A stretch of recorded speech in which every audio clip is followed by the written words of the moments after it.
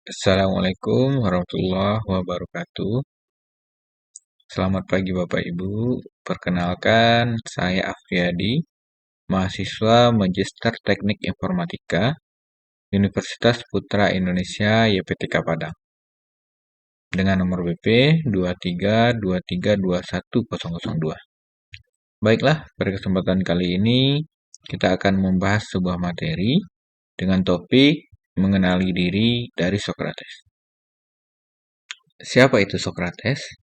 Sokrates lahir dari seorang ayah bernama Sophroniscus, sedangkan ibunya bernama Pernarit pada tahun 470 sebelum Masehi. Ayah Sokrates bekerja sebagai seorang pemahat dan ibu Sokrates bekerja sebagai seorang bidan. Sokrates memiliki istri yang bernama Santai. Pada masa mudanya, Sokrates bekerja sebagai seorang prajurit di Athena.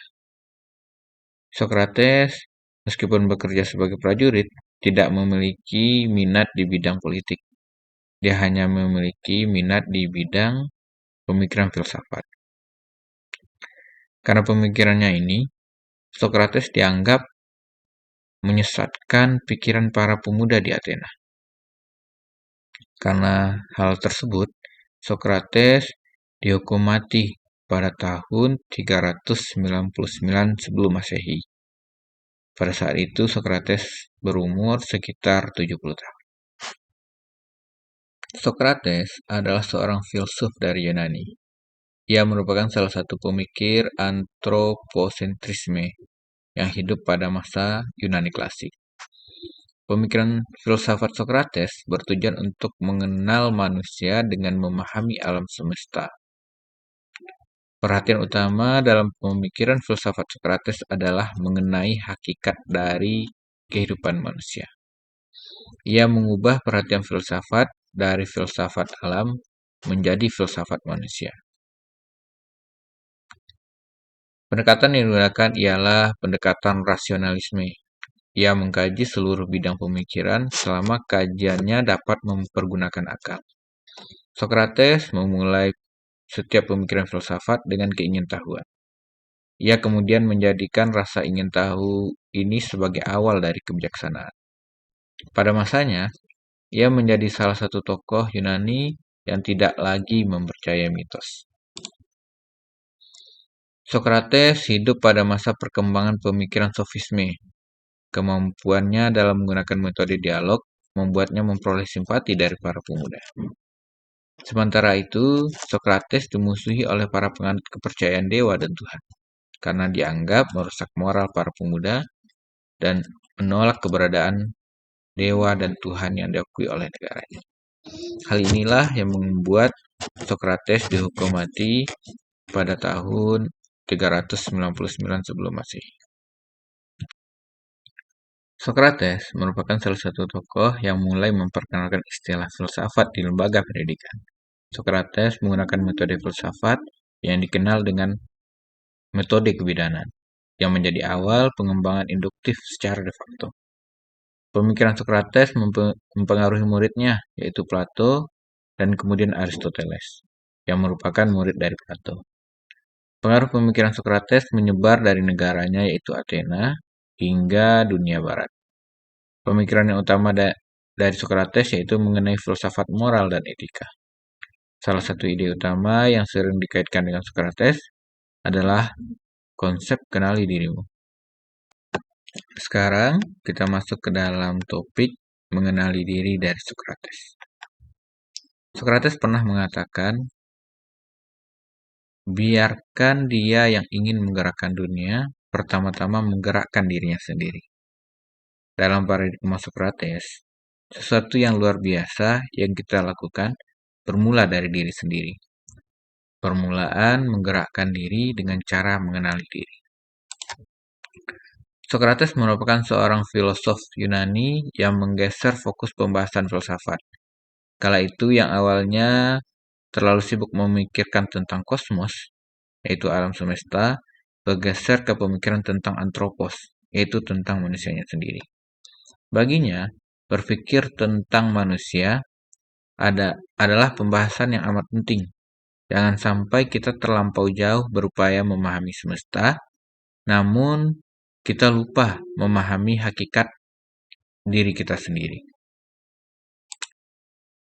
Dengan memahami manusia, mengenali diri, harapan Sokrates kita dapat menjadi orang yang lebih bijak dan rasional, bukan menjadi orang yang dibutakan hasrat kepemilikan duniawi.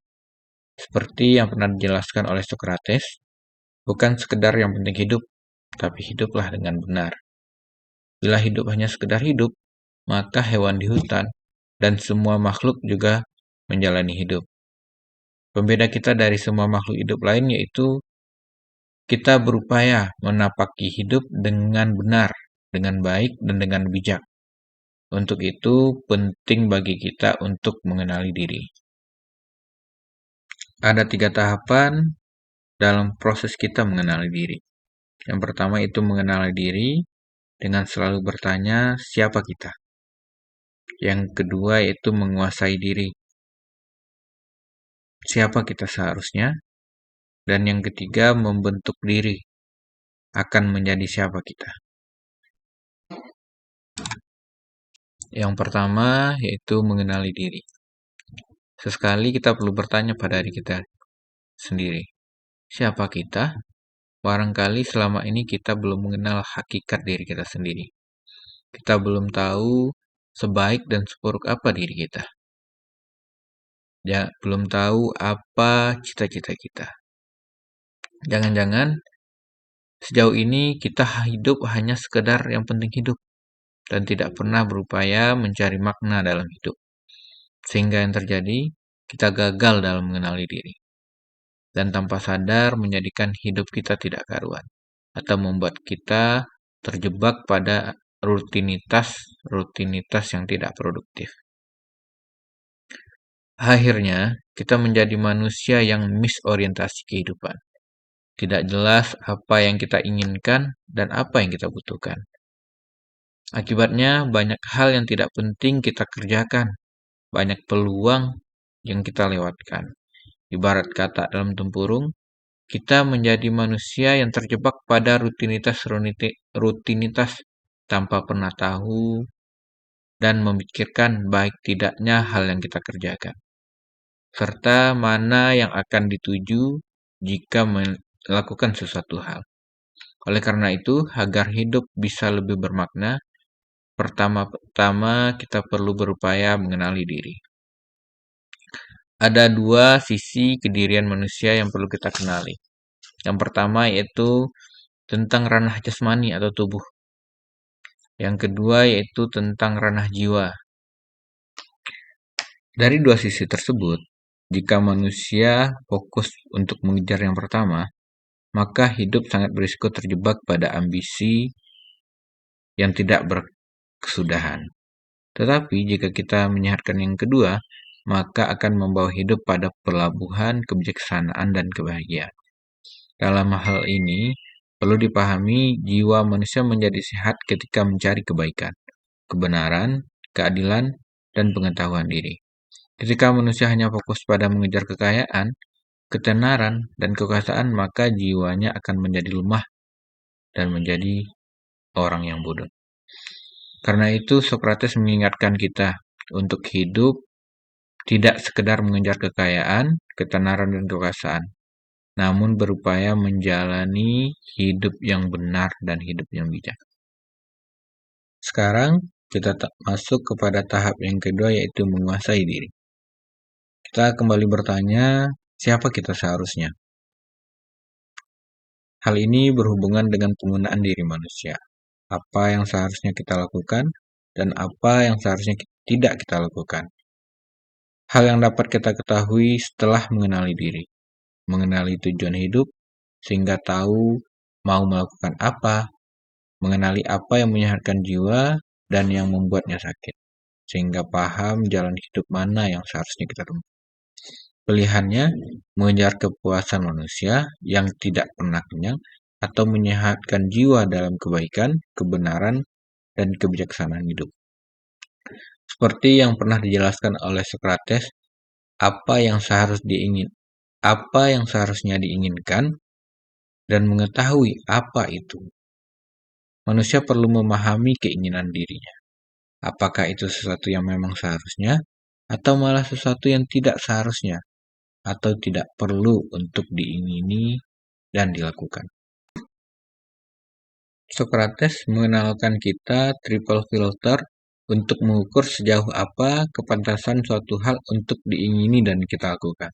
Menurut Socrates, jika kita berhadapan dengan sesuatu, maka saringlah sesuatu itu dengan mempertanyakan. Yang pertama itu, apakah itu benar? Jika hal itu benar, maka timbul pertanyaan lagi, apakah itu baik? Dan jika itu baik, maka pertanyakan lagi, apakah itu penting? Sesuatu yang tidak benar, tidak baik, dan tidak penting berarti itu bukan sesuatu yang seharusnya untuk kita. Dan dalam hal ini, manusia perlu menguasai diri untuk melakukan sesuatu yang seharusnya atau meninggalkan sesuatu yang tidak seharusnya. Dan yang ketiga yaitu kita masuk ke dalam tahap membentuk diri. Kita akan menjadi siapa? Pertanyaan ini muncul setelah kita mengenali diri, tahu kekurangan dan kelebihan diri kita itu sendiri, serta dapat dijalani ketika kita menguasai diri. Sehingga akhirnya kita berpikir dan bertindak ingin membentuk atau memperbaiki diri menjadi lebih baik. Seperti yang pernah dijelaskan oleh Socrates, jalan yang paling mudah dan paling mulia bukan menghancurkan orang lain, melainkan memperbaiki dan membentuk diri sendiri. Dalam hal ini, berarti kita perlu menerapkan triple filter untuk menyernikan hal-hal yang dapat mempengaruhi kita dalam proses mengenali diri. Selain itu, perlu penerimaan terhadap feedback, pandangan, komentar, dan kritik orang lain, serta kemampuan untuk melatih diri untuk menjadi lebih baik, merupakan hal yang sangat penting. Penerimaan terhadap feedback bukan dimaksudkan agar kita tenggelam dalam toxic mind, melainkan lebih pada sikap belajar mendengarkan nasihat maupun kritik yang membangun. Seperti yang pernah dikatakan oleh Socrates, orang pintar belajar dari apapun dan dari siapapun. Orang biasa belajar dari pengalaman mereka. Orang bodoh merasa sudah memiliki semua jawaban. Membentuk diri bukan sesuatu yang mudah. Bahkan dua hal sebelumnya, mengenali diri dan menguasai diri, juga bukan hal yang mudah. Socrates pernah menjelaskan, lebih besar kesulitan, lebih besar pula kemuliaan yang kita dapat dari mengatasi kesulitan tersebut. Sulit memang, namun kesulitan itu kita bisa mendapatkan kebahagiaan yang berlipat. Setidaknya kita dapat kebahagiaan mengenali diri sendiri. Oh, ternyata ini saya. Dari pembahasan kita tadi, kita belajar 3 tahap dalam mengenali diri. Yang pertama itu mengenali diri dengan selalu mempertanyakan siapa kita. Yang kedua itu menguasai diri dengan bertanya siapa kita seharusnya. Apakah yang kita lakukan benar atau tidak benar. Dan yang ketiga itu membentuk diri, apa yang seharusnya kita lakukan. Baiklah Bapak Ibu, mungkin hanya itu pembahasan materi dari saya. Saya ucapkan terima kasih, terlebih dan terkurang saya mohon maaf. Assalamualaikum warahmatullahi wabarakatuh.